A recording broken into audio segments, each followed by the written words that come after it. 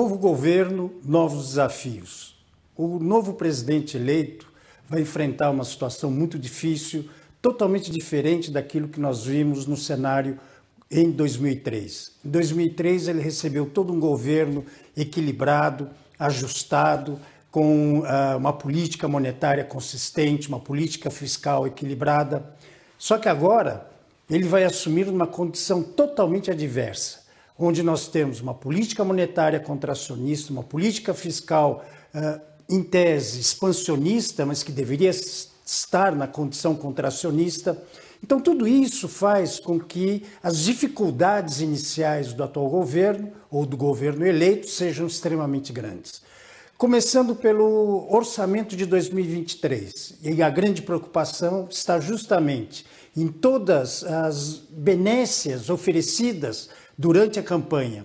E isso implicará necessariamente num ajuste no orçamento em 175 bilhões de reais.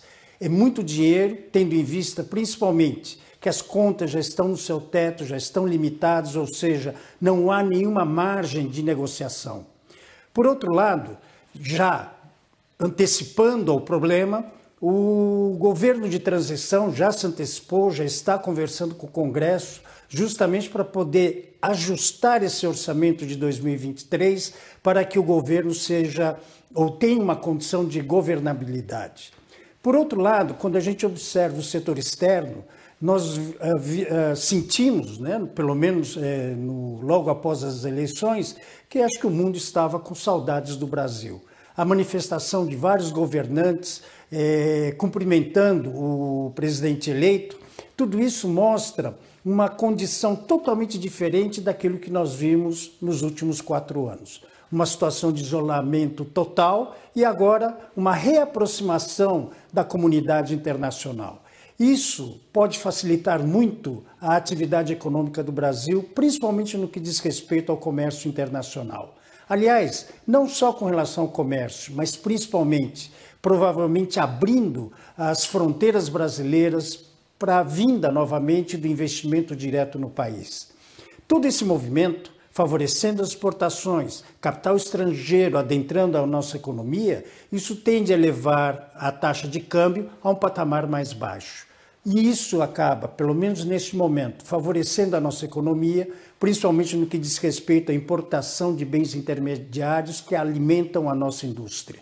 Isso poderá impactar em custos de produção, reduzindo os preços ao final do processo de produção, contribuindo, então, para um controle maior da inflação. Não digo controle, mas fazer com que os preços naturalmente se arrefeçam. E, à medida que a inflação cai, isso dá uma condição de consumo maior às famílias, comprometendo menos o orçamento. E dentro desse cenário, o que nós podemos esperar? Temos que esperar, na verdade, a retomada dos investimentos no setor produtivo da economia, porque não podemos esquecer que esses investimentos é que são os grandes geradores de emprego. Ora, não comprometimento do orçamento, geração de empregos, isso faz com que a atividade econômica ela se aqueça. E, lembrando que esses investimentos são importantes porque, na atual condição, sentimos já uma limitação na condição de produção do país. Ou seja, naturalmente, num leve aquecimento da atividade econômica, poderemos sentir tudo isso refletindo sobre os preços. Então, à medida que os investimentos são realizados, novos empregos sendo gerados, uma melhoria de renda, melhorando as condições de consumo das famílias, então isso vai fazer com que o nosso PIB tenha condições de ultrapassar essa limitação que ele possui hoje de 2%.